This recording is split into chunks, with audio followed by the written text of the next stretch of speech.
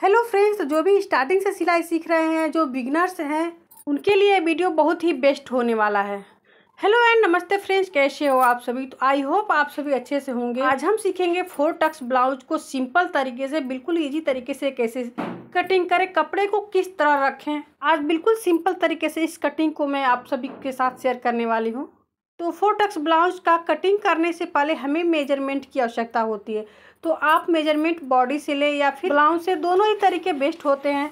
यहाँ मैं ब्लाउज से मेजरमेंट कैसे लेते हैं, इसका सबसे सिंपल तरीका मैं आप सभी के साथ शेयर कर रही हूँ। तो यहाँ पे सबसे पहले हमें चेस्ट की मेजरमेंट लेनी होगी। जितनी भी चेस्ट हमारी साइज है, ब्लाउज को हल्के से खींचकर हमें मेजरमेंट लेनी होती है। तो देखिए यहाँ पे मैं चेस्ट का मेजरमेंट ली हूँ, फिर लंबाई हमें ले लेनी है। उसके बाद गला आता है, तो गले का भी हमें मेजरमेंट ले लेना है। उसके बाद आता है आर्म होल, फिर शोल्डर का भी हमें मेजरमेंट ले लेना है। ये सब बेसिक मेजरमेंट होते हैं जिनका हमें परफेक्ट ब्लाउज के हिसाब से ले लेनी होती है। मैं यहाँ 36 साइज का, ये जो ब्लाउज है 36 साइज का है, इसी के अनुसार मैं आप सभी को ये कटिंग करना सिखाऊंगी। तो सबसे पहले हमें चेस्ट के हिसाब से यहाँ फैब्रिक लेनी होगी।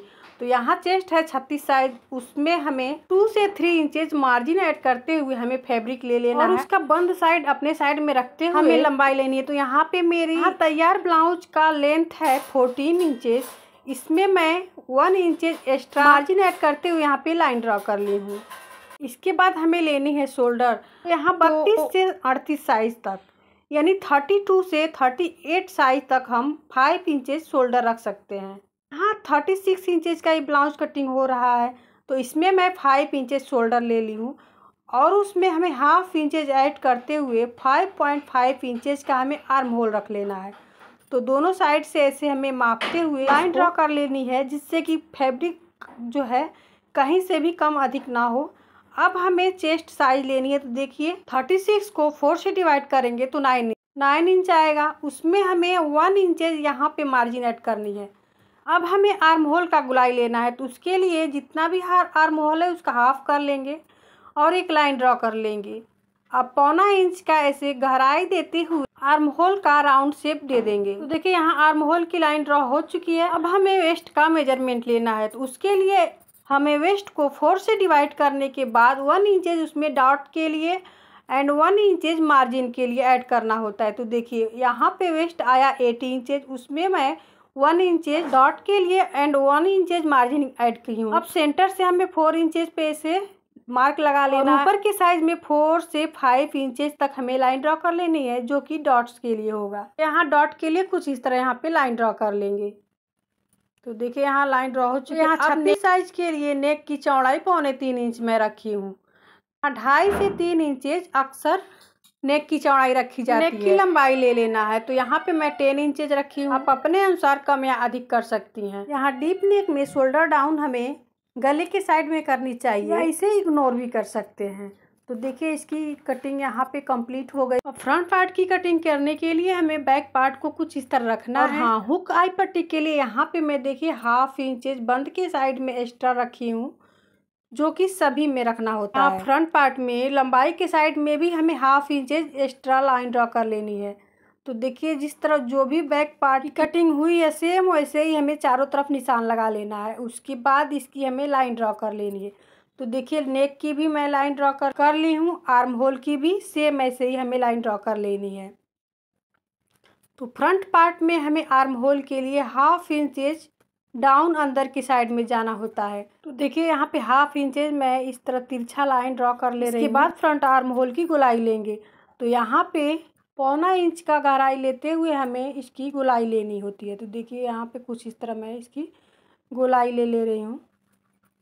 अब हमें बस्ट पॉइंट का मार्क करना है। तो बस्ट पॉइंट जितना भी हो उतना हमें, यदि मेजरमेंट है तो आप, यदि मेजरमेंट नहीं है तो कैसे लेंगे। जितना भी हमारा चेस्ट साइज होता है उसमें हमें 4 से डिवाइड करना होता है और 1.25 इंच उसमें ऐड करना होता है। तो यहाँ पे 9 है, उसमें 1.25 इंच ऐड करेंगे तो 10.25 इंचेज हो जाएगा। 10.25 इंचेज पे यहाँ पे मैं एक डॉट लगा दी हूँ। अब हुक आई पट्टी के साइड से हमें 3 इंचेज पे ऐसे निशान लगा, लाइन ड्रॉ कर लेनी है। अब जो बस्ट पॉइंट का डॉट लगा है उसी को ध्यान में रखते हुए 1 इंचेज हमें चारों तरफ ऐसे डिस्टेंस देते हुए हमें लाइन ड्रॉ करनी है। तो देखिए ये सेंटर का जो डॉट है वहाँ भी मैं 1 इंचेज का डिस्टेंस दे रही हूँ।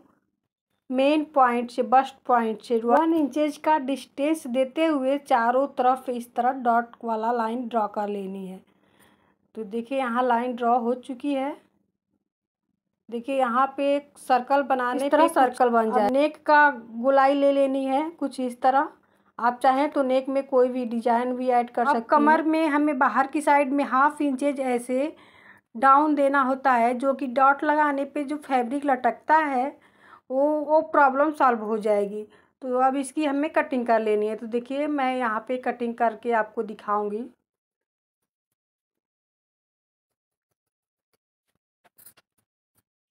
तो देखिए कटिंग करने के बाद जब हम डॉट इस पे ऐसे डॉट बनाते हैं तो ये फैब्रिक नीचे लटकने लगती है। तो यदि इसमें 1/2 इंचेज की फैब्रिक कटिंग कर दें तो इस ये जो प्रॉब्लम है लटकने का ये भी सॉल्व हो जाएगा। तो अक्सर ब्लाउज में साइड में क्रीज पड़ने लगता है, तो उसके लिए ये बहुत ही बेस्ट सलूशन है। यहाँ पे हमें थोड़ा सा कटिंग करके लेनी चाहिए, जिससे कि ये ब्लाउज का जो क्रीज पड़ने की समस्या है वो दूर हो जाएगी। तो अब इसको मेन फैब्रिक पे भी ऐसे ही हमें कटिंग कर लेनी है। स्लीव की चौड़ाई मैं 8 इंचेज रखी हूँ एंड लंबाई यहाँ पे 6 इंचेज रखते हुए 3.5 इंचेज ऐसे डाउन करते हुए स्लीव की कटिंग कर लेंगे। तो देखिए यहाँ पे कटिंग मैं पहले से कर चुकी हूँ। फ्रेंड्स, आशा करती हूँ कि ये वीडियो आप सभी को ज़रूर हेल्पफुल रहा होगा। यदि थोड़ा सा भी आपको हेल्पफुल रहा है तो प्लीज़ वीडियो को लाइक ज़रूर कर दीजिएगा और चैनल पे नए हैं तो सब्सक्राइब भी कर दीजिएगा। देखिए इसकी स्टिचिंग करने के लिए सबसे पहले मैं इसके गले की स्टिचिंग कर ली हूँ, क्योंकि इसको मैं पलट के लेने वाली हूँ। उसके बाद नीचे जो किनारी है इसे भी मैं स्टिच करके लूँगी। तो देखिए इसको भी मैं स्टिच कर ले रही हूँ। इसको स्टिच करने के बाद हमें पलट लेना है फैब्रिक को। तो उससे पहले गले पे हमें छोटे छोटे कट लगाने होते हैं, जिससे कि गला को पलटते समय इसमें कोई झोल ना आए। तो देखिए अब इसको पलटने के बाद सिलाई को अच्छी तरह से नाखून से प्रेस करते हुए इसको बैठा लेंगे। उसके बाद हमें शोल्डर जॉइंट करना होता है। तो देखिए दोनों फैब्रिक को लाइनिंग को मैं कुछ इस तरह रखी हूँ और स्टिच कर दी हूँ। फिर इसको ऐसे पलट के लेंगे और फिर इसको स्टिच कर देंगे। तो जो रफ स्टिचेस हैं वो अंदर छुप जाएंगे और हमारी सिलाई में फिनिशिंग आएगी। तो देखिए कुछ इस तरह मैं इसको फोल्ड करके सिल के यहाँ पे ले ली हूँ। अब दूसरे शोल्डर को भी ऐसे ही हमें जॉइंट कर लेनी है। इसके बाद हमें नेक लाइन पे टॉप स्टिचें चलानी होती है। तो देखिए यहाँ पे मैं टॉप स्टिचें चला के ले ली हूँ। अब हमें डॉट के लिए स्टिचें चलानी है। तो देखिए यहाँ पहले हमें चारों तरफ रफ स्टिचें चला लेनी होती है, जिससे कि जो फैब्रिक है इधर उधर सरकेगा नहीं, खिसकेगा नहीं और हमारी स्टिचेज में फिनिशिंग आएगी। तो देखिए यहाँ पे सबसे पहले मैं सेंटर का डॉट यहाँ पे सिलाई कर रही हूँ।